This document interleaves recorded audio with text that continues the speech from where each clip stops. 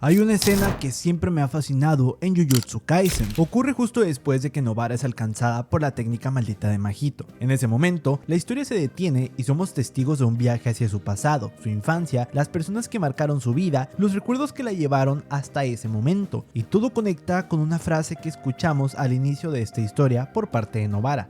No hay muchos asientos disponibles en mi corazón y que no quiero sufrir por alguien sin un sitio allí. Aunque también hay descarados como tú que se instalan con su propio asiento.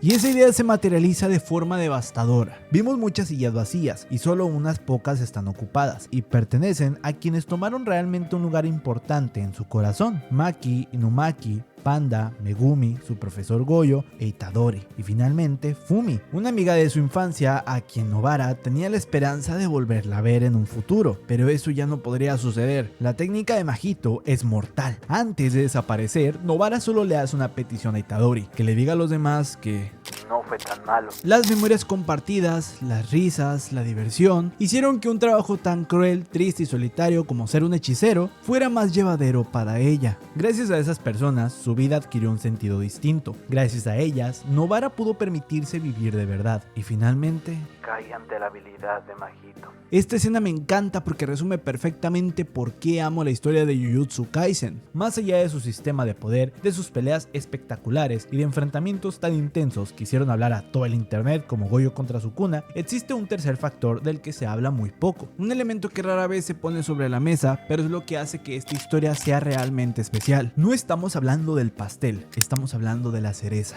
En cada momento importante de Jujutsu Kaisen siempre existe un umbral de luz, instantes breves que transmiten tristeza, felicidad o nostalgia, emociones que aparecen justo antes de un clímax o a veces justo después. No son tan constantes como las peleas, pero siempre están ahí, esperando su momento para surgir. Y es gracias a ellos que empatizamos con los personajes, que los sentimos cercanos, humanos. Es la razón por la que nos duelen sus pérdidas y por la que nos enojamos tanto con Gege cada vez que decide arrebatarnos a uno de ellos. A través de este recurso, el autor se asegura de que, si ya estábamos encariñados con el personaje, lo estemos aún más, que deseemos que no le pase nada, aunque en el fondo sepamos que eso es imposible. Es una decisión cruel, pero al mismo tiempo es lo que vuelve a esta historia verdaderamente hermosa. Hoy hablaremos de este detalle que hace Jujutsu Kaisen tan memorable y tan especial. Si te gusta este tipo de videos, recuerda que te puedes suscribir al canal para ver más contenido como este. Y no olvides activar la campanita para que te avise cada que suba nuevo video. He visto que muchos que pasan por aquí no están suscritos al canal, pero suelen ver seguido los videos. Así que por favor te pido que te suscribas al canal, ya que estamos a nada de llegar a los 100,000 suscriptores. La verdad te lo agradecería mucho y bueno, también de esta forma no te perderías ningún video. Es innegable que Jujutsu Kaisen destaca por muchos aspectos maravillosos. Uno de ellos es su sistema de poder, que nos ha regalado conceptos tan interesantes como la energía maldita o las expansiones de dominio. Tenemos ejemplos increíbles como Hakari, Goyo Satoru o Mahito. Algunos sistemas son simples, otros son muy complejos, pero todos dejan ver el compromiso del autor con las reglas de su propio mundo. A esto se le suman peleas que ya son completamente memorables, como Itadori contra Mahito, Toji contra Goyo, Hakari contra Kashimo o Maki contra el clan Zenin, o una de las peleas más populares y más debatidas de esta historia, Goyo contra Sukuna. Todos estos momentos han generado discusiones enormes y han posicionado a Jujutsu Kaisen en el lugar en el que se encuentra ahora. Y al ver todo esto, uno podría pensar, ¿qué otra cosa podría superar momentos de esta magnitud? ¿Qué puede ser más impactante que una pelea tan bien animada o escrita? ¿Qué puede resaltar más que el pastel mismo? Y es justo aquí donde debemos detenernos, respirar profundamente, porque cuando llegamos a este punto ya no hay adrenalina, ya no hay frenesí. Este es el terreno de la calma.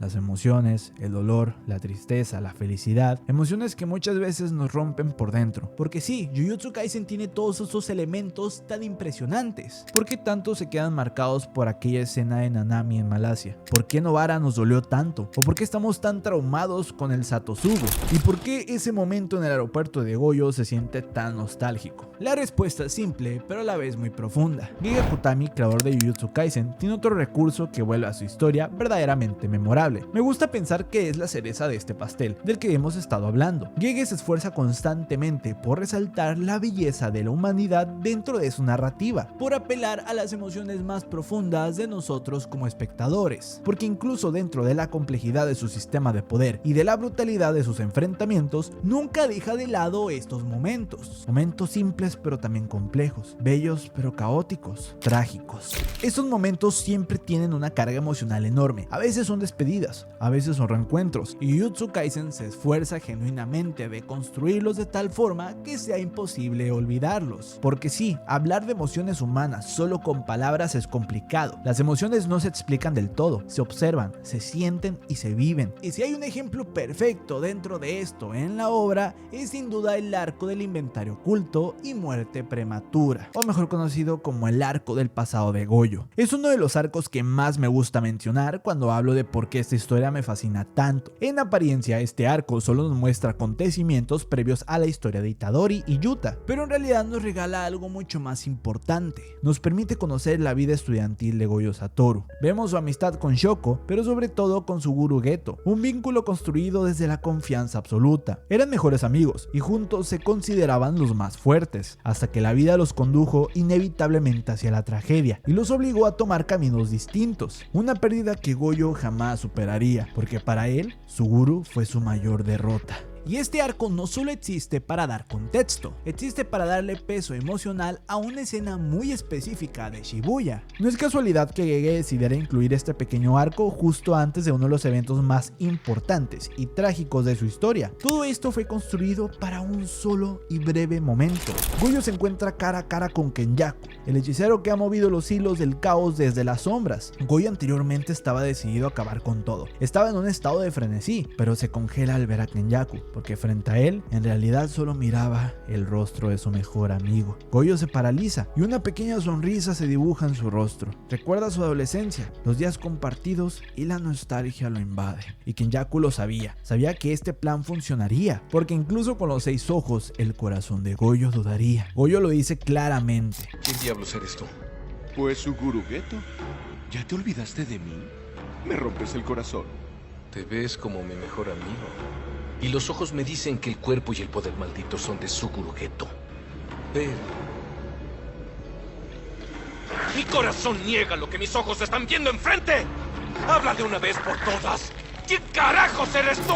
Porque no era solo su rostro, era en realidad todo lo que había vivido junto a él, memorias irreemplazables, emociones que no se pueden borrar. Por eso le costaba creer que ese frente a él era su gurú Geto, y por eso la existencia de ese arco es tan hermosa, porque permite que este reencuentro en Shibuya tenga el peso que tiene, la carga emocional que representa. Gege construye todo el arco con nostalgia, con melancolía y con una felicidad pasajera, un verano que al igual que la vida es efímero, y Jujutsu Kaisen logra que sintamos esto, porque sabemos que la historia avanza lo suficientemente rápido como para regresar a estos momentos de calma. Por eso los miramos hacia atrás con añoranza, con nostalgia, y es aquí donde el trabajo de Gege Akutami se vuelve realmente magnífico, porque no solo nos hace seguir la historia para ver quién gana o cómo termina un conflicto, hace que su obra se convierta en un reflejo de la vida misma.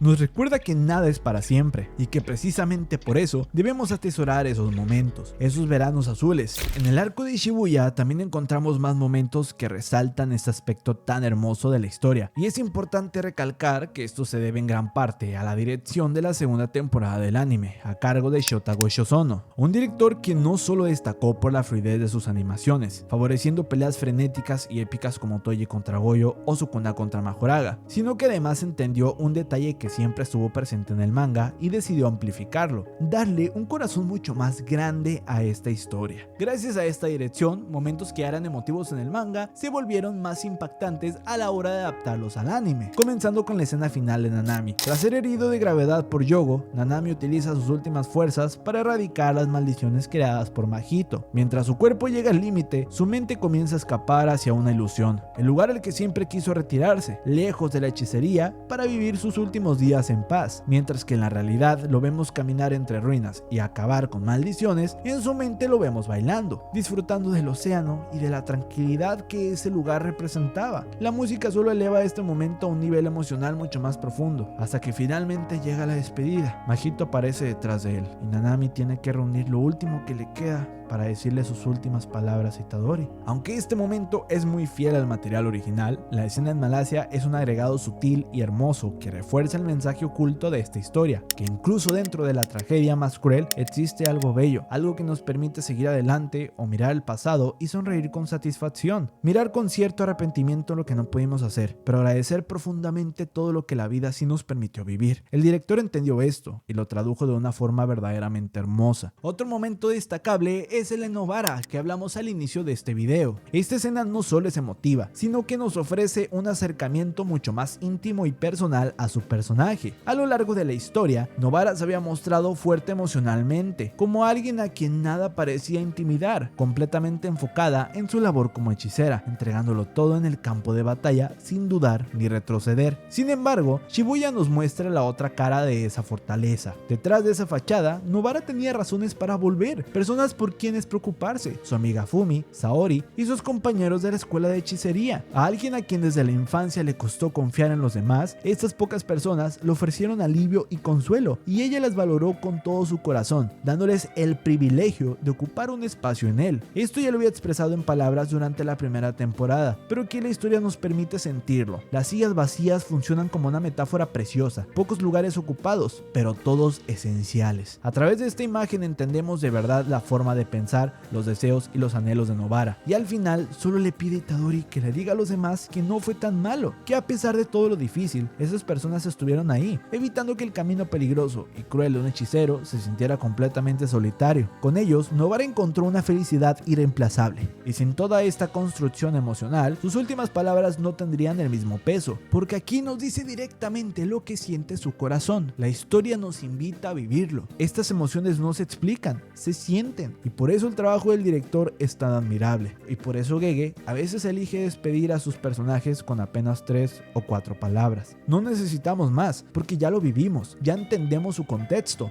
sus sueños, sus anhelos. Estamos viviendo la calma antes de la tormenta. Para cerrar estos momentos del anime, tenemos la despedida de Mekamaru hacia Miwa. Después del caos de Shibuya, la historia se detiene por completo. No importa qué está ocurriendo en el campo de batalla, quién va ganando o quién va perdiendo, el lente se enfoca únicamente en ellos dos. Mekamaru le confiesa a Miwa que evitó enviarla a Shibuya para protegerla. Miwa le pregunta por qué no le dijo nada, por qué no confió en ella, ni en los demás de Kyoto, y si la razón era porque la consideraba débil. Mekamaru lo niega. Para él, el débil siempre fue él mismo. Amaba a una persona y quiso protegerla sin importar cómo terminara el mundo, aunque quizás ella no quería ser protegida de esa manera. Miwa comienza a llorar, se rehúsa a despedirse. Mekamaru había estado reservando energías durante toda la batalla en Shibuya para ese único instante, decirle adiós a la persona que más amó en el mundo. Ella le pide que no se atreva a despedirse, pero la escena cambia. Vemos a Mekamaru en persona, le pide que sea feliz, sin importar la forma en que lo haga, ya que si eso sucede, su deseo se habrá cumplido. Su presencia se desvanece, y Miwa solo puede mirar las luces de la ciudad mientras llora sin parar. Perdió a la persona que más la amó, y el arrepentimiento de no haber estado ahí para él la consume.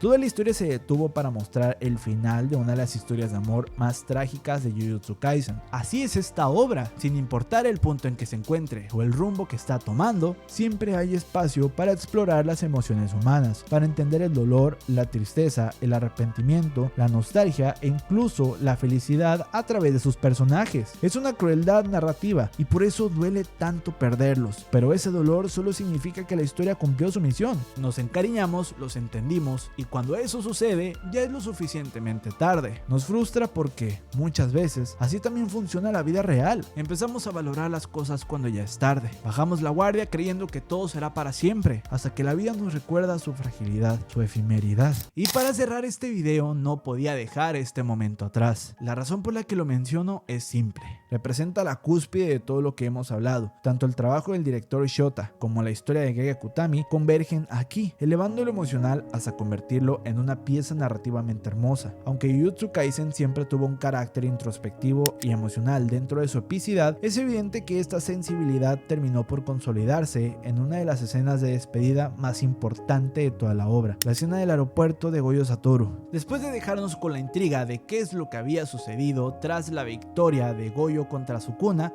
o bueno, la aparente victoria, la historia regresa con este momento. Gojo se reencuentra con todos aquellos que marcaron su vida, su mejor amigo Geto, Nanami, Haibara, Amanai y tantos otros que cayeron a lo largo de la historia. Desde ese instante la obra nos adelanta una verdad dolorosa. El verdadero vencedor había sido otro. Gojo no puede creer que está ahí, especialmente al ver a Geto. A pesar de la emoción expresa cierta molestia, recordando que le había dicho a Megumi que cuando muriera estaría solo. Sin embargo, en ese momento ya no le importa.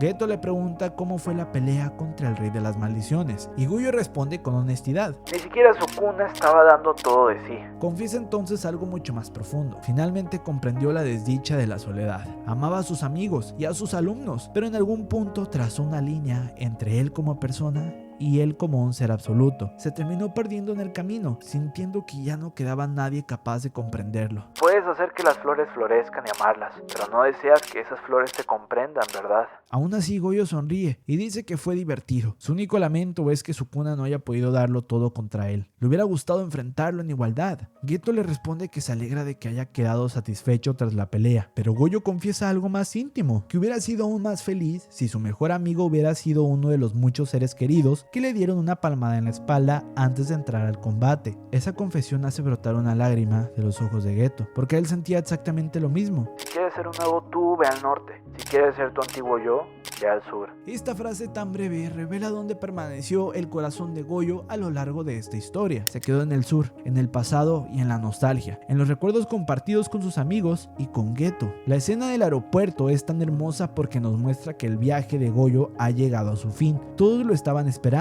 Gojo se siente en paz, encontró su sur y para él eso es suficiente. La escena se rompe de forma brutal al regresar a la realidad. El cuerpo de Gojo ya se ha destrozado y aunque ya lo sabíamos, este contraste solo logra que el dolor sea mayor, porque antes de perderlo, la historia nos permitió acercarnos más a él, comprender su forma de pensar, su sentir, aquello que realmente deseaba. Por eso la muerte de Gojo duele tanto, no solo porque lo perdimos, sino porque entendemos que en el fondo él ya no quería continuar. Su corazón se había quedado atrás, esperando en el sur. Jujutsu Kaisen no solo nos invita a no rendirnos y a seguir adelante hasta el final, como muchos suelen interpretar gracias a sus escenas épicas, peleas brutales, etc., que tienen razón. Este mensaje lo encontramos mucho en personajes como Itadori, quien a pesar de todo el sufrimiento en su vida, se esfuerza en seguir adelante. Pero dentro de todo ese caos existen estos pequeños umbrales de luz, instantes breves que le dan a esta obra un corazón profundamente humano. Dentro de una tragedia que parece constante, la historia nos invita a detenernos y reflexionar, a encontrar lo bello incluso en medio del dolor. Nos habla de aceptar nuestro arrepentimiento, de reconocer la culpa, la tristeza o incluso la gratitud por aquello que la vida nos permitió vivir, aunque haya sido pasajero. Esta historia es un viaje narrativamente hermoso a través de las emociones humanas y quizás por eso duele tanto, porque en el fondo se parece demasiado a la vida. Y hasta aquí dejamos el video de hoy, espero que te haya gustado, espero que la hayan pasado muy bien este año nuevo y bueno, nos vemos próximamente con más contenido de anime y manga y bueno, JoJo's, que ahí hay un personaje que me han estado pidiendo constantemente, así que pues bueno, es hora de hacer. Muchas gracias por todo el apoyo, que ha sido bastante, y pues bueno, esperemos que este año nos trate bonito. Espero contar con ustedes este 2026, nos vemos, chao.